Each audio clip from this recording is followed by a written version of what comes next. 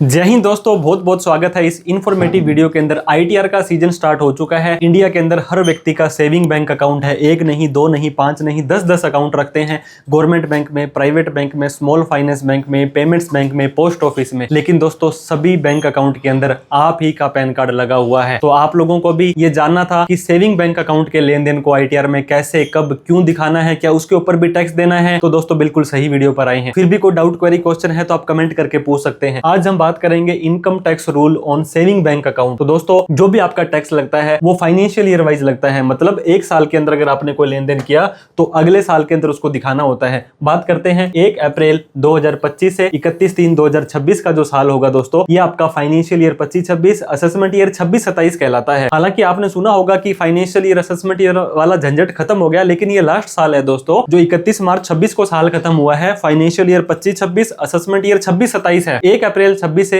31/3/27 का जो साल होगा ये टैक्स ईयर 26-27, फिर टैक्स ईयर 27-28 ऐसे चलने वाला है। एक व्यक्ति 5 तरह से इनकम कमा सकता है दोस्तों। इसके अलावा किसी भी हेड में आपकी इनकम नहीं आ सकती है। सैलरी की इनकम, जिसके अंदर पेंशन की इनकम भी इंक्लूड होती है। इनकम फ्रॉम हाउस प्रॉपर्टी के अंदर दोस्तों कोई मकान, कोई दुकान, इस तरह का कोई भी रेंटल इनकम आपकी आती है वो यहाँ आ जाएगी। इसके बाद में कैपिटल गेन में आपने शेयर बेचे, म्यूचुअल फंड बेचे, प्रॉपर्टी बेची। पीजीबीपी में मैन्युफैक्चरिंग करते हो, सेल करते हो, सर्विस करते हो, फ्यूचर एंड ऑप्शन इंट्राडे यहाँ आ जाएगा। इन चारों में जो नहीं आया वो income from other source, saving का ब्याज, एफडी का ब्याज, सुकन्या समृद्धि योजना, कोई भी part time income, senior citizen saving scheme वहां पे आ जाएगा। अब दोस्तों 5 तरह से तो आप इनकम कमा सकते हो, लेकिन उनका नेचर 3 तरह का होता है। एक होती है नॉर्मल रेट की इनकम, आप लोगों ने सुना होगा 12 लाख की इनकम टैक्स फ्री है। यहाँ पर कौन सी आएगी दोस्तों? पेंशन की, रेंट की, बिजनेस की, ब्याज की, और इस तरह से पार्ट टाइम इनकम आ जाएगी। स्पेशल रेट की इनकम होती है long term capital gain, short term capital gain, ये 4 लाख ही माफ है। हालांकि long term capital gain 1.25 lakh रुपए और माफ है, इक्विटी शेयर या इक्विटी ओरिएंटेड म्यूचुअल फंड के लिए है। तीसरी सुपर स्पेशल इनकम दोस्तों, lottery, gaming, crypto, horse racing, dream 11 वगैरह से कोई इनकम आई ना, तो यहाँ पे 12 लाख माफ है, ना ही यहाँ पे 4 लाख माफ है। यहाँ पे आपको 0 रुपए के बाद ही 30% का टैक्स देना पड़ेगा। तो आपके बैंक में जो भी पैसा आ रहा है वो आप ही को पता होना चाहिए कि किस तरह से आपका पैसा आ रहा है। इसके अलावा दोस्तों एक एसएफटी होता है,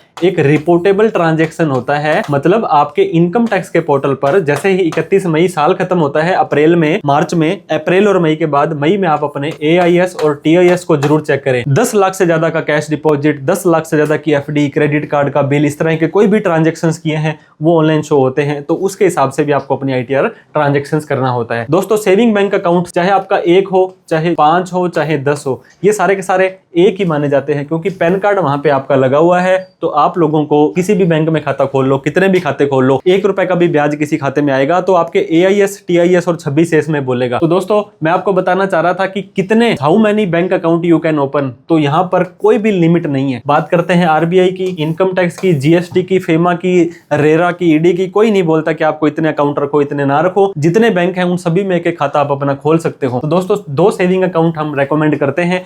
आप एक सैलरी के लिए रख लो, एक इन्वेस्टमेंट के लिए रख लो, ज्यादा से ज्यादा तीसरा एक खर्चों के लिए रख लो, है ना। तो आप लोगों को ज्यादा अकाउंट रखेंगे तो ज्यादा मेंटेन करना पड़ेगा। मिनिमम बैलेंस का अकाउंट चार्जेस, एसएमएस चार्जेस, आपको कैश हैंडलिंग, एटीएम चार्जेस और एसएमएस चार्जेस, बहुत तरह के चार्जेस वगैरह देने पड़ते हैं। एक गवर्नमेंट बैंक में रख लो, एक प्राइवेट बैंक में रख लो, एक ऑनलाइन रख लो, एक ऑफलाइन रख लो। तो इस तरह से आपको ये चीजें रखनी है। कैश डिपॉजिट दोस्तों बैंक के अंदर आप कितने तरह से काम कर सकते हैं। आप जाएंगे, पर्ची भरेंगे, कैश जमा करवा देंगे, आपके यूपीआई से पैसा आएगा, नेफ्ट से आएगा, ऑनलाइन आएगा, डिजिटल पेमेंट से आएगा, इंटरनेट बैंकिंग से आएगा। लेकिन यहाँ पे सिर्फ और सिर्फ कैश की रिपोर्टिंग की गई है दोस्तों। अगर आप एक फाइनेंशियल ईयर यानी कि 1/4/25 से 31/3/26 एक पैन कार्ड में एक बैंक के अंदर आप जमा करवा देते हैं, कैश डिपॉजिट करवा देते हैं 10 लाख रुपए। ये देखिए दोस्तों 10 लाख रुपए अगर आपने जमा करवा दिए तो वो बैंक वाले इनकम टैक्स डिपार्टमेंट को सूचना देंगे कि इस व्यक्ति ने अपने खाते में 10 लाख रुपए उससे ज्यादा जमा कराए हैं। आप इससे आप पूछ लीजिए, हमें मत पूछिएगा बाद में, क्योंकि बैंक की तो जिम्मेदारी थी वो उसने पूरी कर दी। सेम कैश विड्रॉल पर आएगा दोस्तों। अगर आप 10 लाख से ज्यादा सेविंग में कैश निकाल भी लेते हैं तो भी ये सूचना इनकम टैक्स को जाएगी। हालांकि करंट अकाउंट के अंदर ये 10 लाख की लिमिट को 50 लाख रुपए कर दिया है। और बात करते हैं दोस्तों टीडीएस की। पहले 20 लाख से ज्यादा अगर आप कैश निकाल लेते थे तो 2% का टीडीएस कटता था, और 1 करोड़ से ज्यादा पर आपका 5% का। लेकिन अब 1 करोड़ रुपए तक लिमिट कर दी है। अगर आप 1 करोड़ रुपए तक का कैश निकाल लेते हैं एक बैंक के अंदर जितने भी खाते हैं तो आपका 2% का टीडीएस काटा जाएगा। अगर आपकी लिमिट क्रॉस हो गई है तो क्या होगा? तो टेंशन नहीं लेनी है दोस्तों,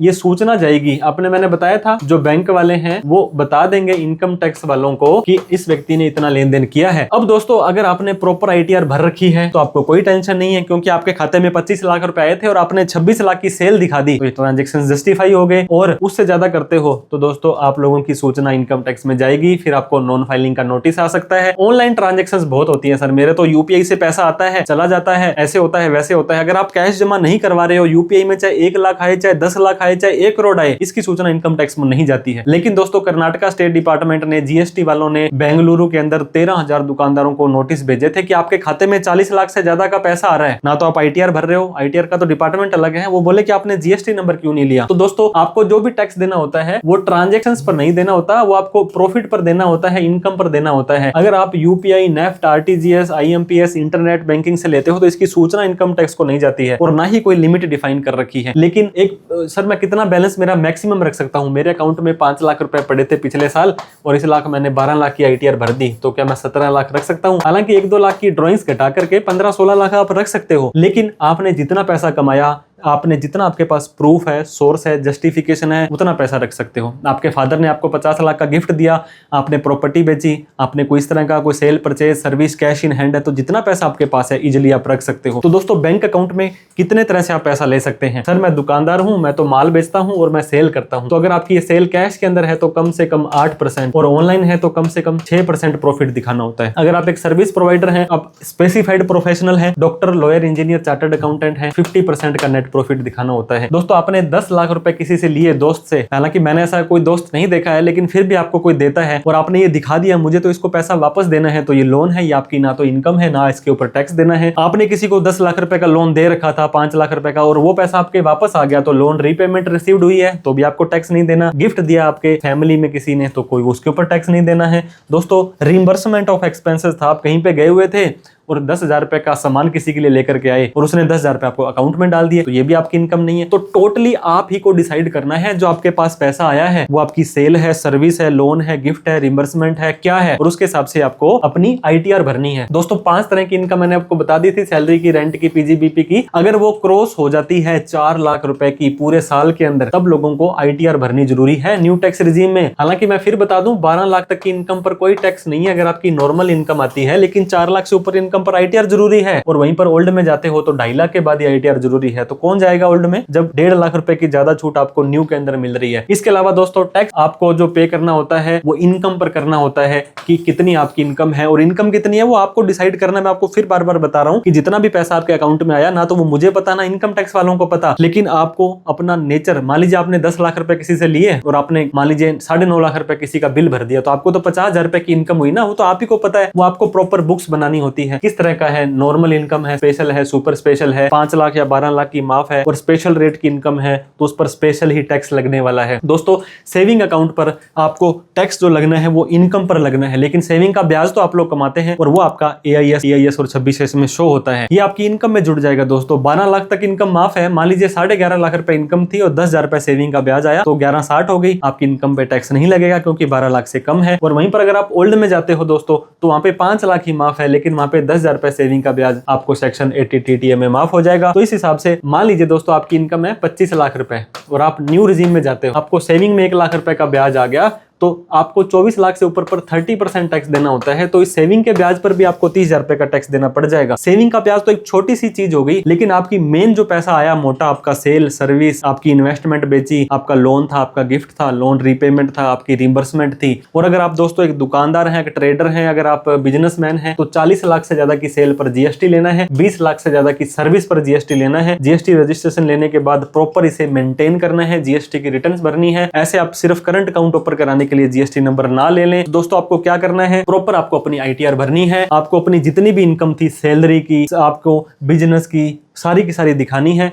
जितना भी टैक्स बनता है वो आपको पे करना है। आपको अपना AIS देखना है, TIS देखना है, 26S देखना है। जो भी लेन देन करें उसका रिकॉर्ड रखें, बिना बात का लेन देन ना करें। प्रॉपर आप अपने किसी प्रोफेशनल की हेल्प लें। दोस्तों आपके पर्सनल CA जरूर होने चाहिए। कोई भी लेन देन करने से पहले उनसे पूछ लें कि सर हम ये करें ना करें, क्या रहने वाला है। आपके कोई ऐसा केस नहीं है तो आप हमें कभी भी कॉल, मैसेज, व्हाट्सएप कर सकते हैं। इनकम टैक्स आप खुद सीखना चाहते हैं, 2025 जो है इनकम टैक्स एक्ट के हिसाब से हमने प्ले स्टोर पर CS सुमित शर्मा ऐप में आपके लिए कोर्स बनाया है उसे एक बार प्लीज चेकआउट करें। जितने रुपए में किसी से ITR भरवाएंगे उससे कम में आप अपनी ITR भी भरना सीख जाएंगे और अड़ोस पड़ोस की भर के 2 रुपए की कमाई भी कर पाएंगे। फिर भी कोई डाउट क्वेरी क्वेश्चन है कि सर मुझे तो इतनी इनकम आ रही है, मेरा ये पैसा आया, मुझे कौन सी ITR का फॉर्म भरना है, मुझे कितना टैक्स देना है, कमेंट करके पूछ सकते हैं। इस वीडियो को दोस्तों उन सभी लोगों में शेयर जरूर करें जो सेविंग बैंक अकाउंट में लेन देन करते रहते हैं और उनको पता ही नहीं था कि हमने किस तरह से कैसे उसको दिखाना है, क्योंकि overall nature of income, nature of transactions पर ही डिपेंड करेगा। वीडियो लाइक करें, अभी तक हमें सब्सक्राइब नहीं किया है सब्सक्राइब करते जाइएगा। Thank you so much. जय हिंद, जय भारत।